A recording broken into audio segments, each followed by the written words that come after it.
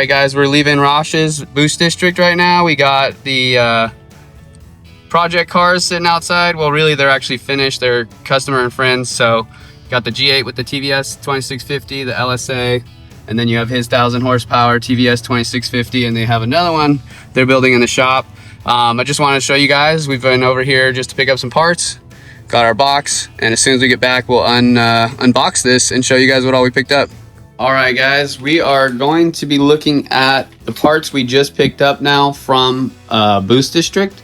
So we're gonna lay them out, and I'm gonna show you guys what we have here that's gonna help us complete the install. Then we did get two intercoolers. We have this one that we can choose from. So he gave me two. That's not like the normal case. Usually he'll give you what fits your application, but being as we're kind of doing something new here, this is a different application being on the Classic that, you know, on my car specifically, depending on how I want to route it, he actually let me, you know, consider both options. I'm sure as a customer you could get the measurements and he'll help you identify which one's going to fit. So I have two there which will test fit on my vehicle. Then this is my notebook where I wrote some notes with him. He also has two reservoirs, or I guess some people call them expansion tanks, but basically these are what go in between your mid plate, so under the supercharger, to the exchanger. So from your mid plate you'll basically have a hose coming out. It'll fill up this tank, and then this will have like an outlet that goes through a pump that pumps it through the heat exchanger, which is this. So you go into from the mid plate into here, out to the pump from the pump into the exchanger, and then it comes out the exchanger back to the mid plate, and that's your cooling system. So there's a pump that actually helps the flow of your cooling system. So that's pretty cool. This one I actually like already straight out of the gates. I kind of was thinking a lot about it on the drive over, how I'm going to mount it.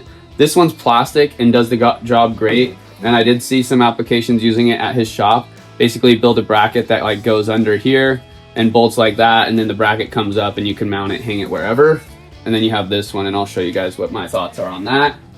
So two choices. Obviously that would be your choices online or whatever, ordering through him, but he would, you know, help you make that decision, and you know, your cost, your budget and everything like that would play in. So now we're getting into some of the other parts that came with this setup. So I got the adapters. So I have cathedral port heads, as you can see. These are for cathedral port. I have cathedral port heads, which are ported and polished. And so instead of, you know, this application that supercharger would actually bolt directly to like an LS3, but for mine, it would need to bolt to this first and then to the engine. So this is the adapters right here. This right here is actually the pump for the heat exchanger. So this is what I was mentioning, you know, you have it coming in to the pump and then pumping out to the exchanger. So there's that. Then here we have the injectors. So I have to upgrade from EV1. We need the higher flow injectors. So these will actually help. These are 850cc. I believe these are like LS7 style or similar, but these are the injectors that we're going to use right here. And then in here, this is actually our bracket that'll go off the driver's side of the water pump. This is what's going to hold our pulley, and this is the hardware. So water pump bolts, the pulley bolt, and then this will mount off like that. So that goes here. And then it comes with the idler pulley as well. So this is the idler pulley we'll be mounting on that right there. Your gaskets for that, the spaces right there. So this will mount on the gaskets there. These actually are for the mid plate, I believe. These are the gaskets for the mid plate itself. This right here, so right now I'm running an LS3 style MAF, which is a 5-wire. So I'll have to pull out the black and tan wires and splice them into this. And then this will extend because the IAC, which currently is part of the MAF, the IAC actually plugs into the back of the mid plate. So this will have to reach from the front of the engine to the back. this right here is, I believe this is our, I think this is our relay and power for the fuel pump. Or not fuel pump, I'm sorry. This is for the heat exchanger pump. Yeah, that's right, because there's a plug right here. So this is actually the harness for the pump. And then this one right here is the map sensor. So the map sensor right now is the 3-wire style, and it's at the back of the engine.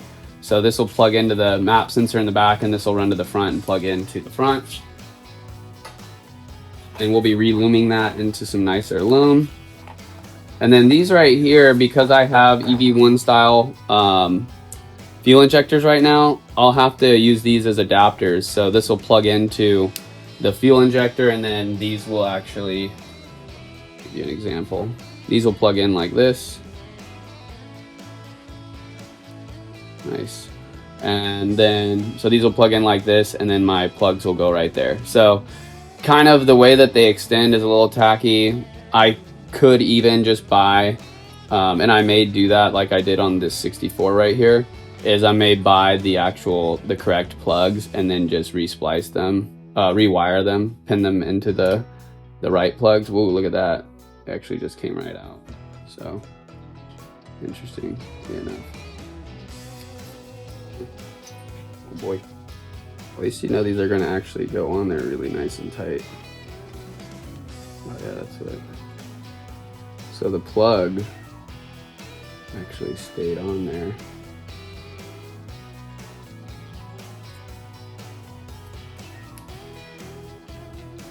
Oh, leave one connected. So that is the complete unboxing of the parts for the Supercharger kit. Hope that some of this makes a little bit of sense, but as we go through the video, we'll be showing you more exactly what all this does. This is kind of my current diagram, which I'm going to be improving upon and making it a little bit nicer. But it's pretty much telling you what I just explained. 2,000 years later. So today in the mail, we got our tanks, ink, fuel pump, and hanger. Huge shout out to Jason over there. This is the GPA 9 with the 3G kit. So this actually is for 450 liters per hour. So on here it says high performance Hellcat 450 LPH. So you know, this is a nice setup, drops right into the tank. We're running the tank sync tank already. You know, this kit goes for, I don't know, somewhere around 350 bucks. You know, Mr. Somerville over there definitely taking care of us. We've been partnered with them on all our builds over the last few years, you know, since we've been building these Chevelles. And so, yeah, we're gonna open this up and take a look. All right, so this is the gasket. I guess this is the little gasket kit that comes with it that it talked about, because we're gonna be replacing our entire pump and hanger all together. You could just replace the pump that's on the current hanger, but if you go with tank sync and you want to just have a complete drop-in nice setup that's, you know, gonna go together real easy, then you want to go with this setup. And let me show you what we're looking at. This in here has your pigtail right here with the nice gauge wire, a couple zip ties, the new sock, and the instructions. The instructions basically tell you how to get your pump mounted, plugged in, and your sock on there, and exactly what your measurements should be. So this is what we'll follow to mount this pump, and this is something that we've done now twice on the 69, the 64, and we're going to do it now again on the 69. And then this is the actual pump and hanger. So this is gonna be pretty sweet. There it is. So this little guy is what's gonna give us the fuel we need up at the rails.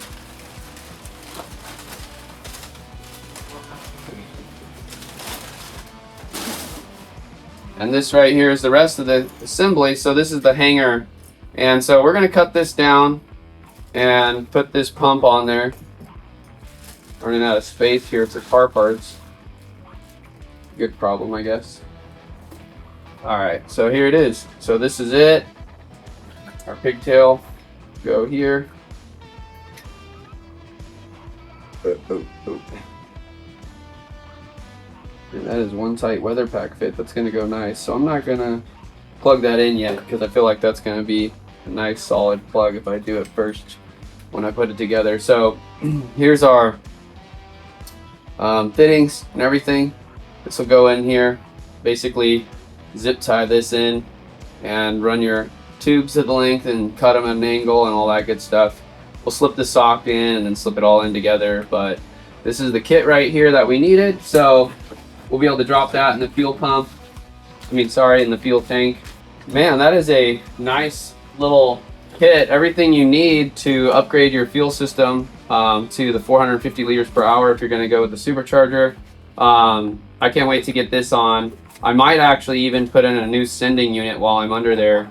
I know I think I set it up a little bit wrong, so it's giving me the wrong fuel levels. So we're gonna go ahead and do that while we're down there. But this is a huge support here from our guys over at TankSync. Really appreciate them, and man, I can't be thankful enough. They were one of the first partners on my 69, and they still go strong with me. You know, check out their Instagram, check out their Facebook. They really drop a lot of their product on Facebook, more so check that out. But yeah, we'll get that dropped in.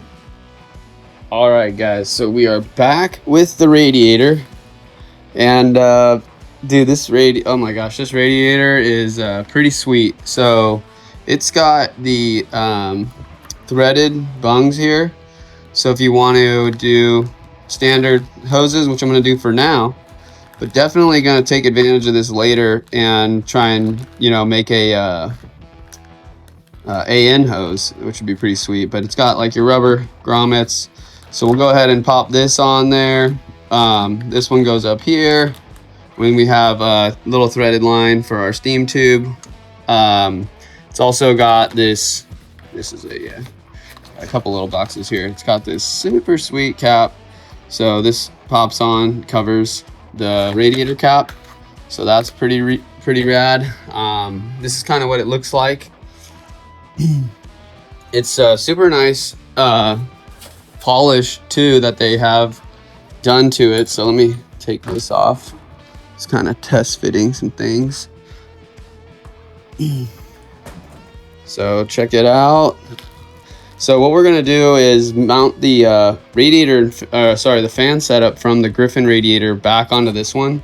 And let me kind of show you guys a few things here that I'm gonna do to make that work. All right, so a couple things. I went to the parts store, O'Reilly's, and got this kind of rubber trim. This rubber trim actually was pretty cool. I got like half off, but basically it's supposed to open up, but from the factory it has like, it's kind of sealed, the rubber isn't separated. So I just cut it with a razor blade and got enough off of there. So this is what we did with that rubber trim. Careful not to damage the radiator. So you could see I was able to get this around the edge, and this wasn't even on there on the Griffin. So this is going to absorb some of any vibration or contact points. So this will kind of sit on here. This Champion is a 3-core. My Griffin I think was a 4-core, but these should be cooling fine enough, especially with this fan setup and not having any holes in it anymore. And so this will sit on here, and that rubber will kind of make contact and absorb any shock or vibrations. And then I went to Lowe's basically and picked up these spacers. So they're kind of in the hardware section. You can get these over there. So I got an 1 and a 3/4, and it looks like the 3/4 will be a little short, but the inch is a little long and kind of makes it stand off. I don't want it to stand off necessarily because I do want that shroud to seal, but I can, got to pick up a couple extras actually, but I'll put this on here and be able to tighten it down, and it'll kind of squeeze it down on both sides. So that's the plan. It'll screw right into kind of the metal, not the core. So these are what I picked up at Home Depot, these little spacers, and this is an 1 and a 3/4 inch. The inch is a little bit too long, so it'll stand up a little bit. but the 3/4 inch is a little bit too short. I'm thinking I'm going to use this 3/4 inch because I'll be able to kind of tighten it down. You can see and make contact right there and hold it nice and tight, especially with this rubber in between now to absorb any pressure. So I think that's kind of the way to go. It'll be on both sides, so that'll basically screw into this metal, which isn't the core. And yeah, these radiators, which I do have a Champion on the 64, which all this stuff is sitting on top of, and I had it on there with the original block as well, no problem. So I do like Champion. A lot of people spoke highly of Champion. Definitely excited to get this going for install. It comes with your little MPT fittings and a plug if you need it. So make sure we're not dinging this thing up. So we're good there. And then yeah, the cool thing is I'll be able to reuse the fans that came off the Griffin and the plug-in, so I don't have to rewire anything or change the pigtails, none of that stuff. So pretty much going to be a direct bolt-on almost, and ready for install. All right, guys, so we were working on the fuel system with TankSync, but basically this is the key to the system. This is what goes up under the hood behind the Supercharger is where I'm mounting it. Now, this is kind of the center of where everything goes. So my rail's gonna connect to here, my other rail over here. So this is gonna go into both rails. And then I have my 45 degree, which goes down under the car. This is the return that goes under the car. The feed line will come into the front of the rails. So this is just like the crossover in the back with the boost reference, which will be here. So what I'm gonna do is, while this is off the car, I'm gonna remove this bracket, and then anything that's AN or has a orb fitting O-ring needs just a dab of oil lubrication. At least that's what Deering Industries advised me. I didn't know that before. So we're gonna lubricate everything just a hair and get all this kind of bolted together how we want it. This is essentially how this will all go together. So we're gonna tighten it up off the car, starting with the gauge. So that's that. So yeah, thanks for watching, and stay tuned as we put this together.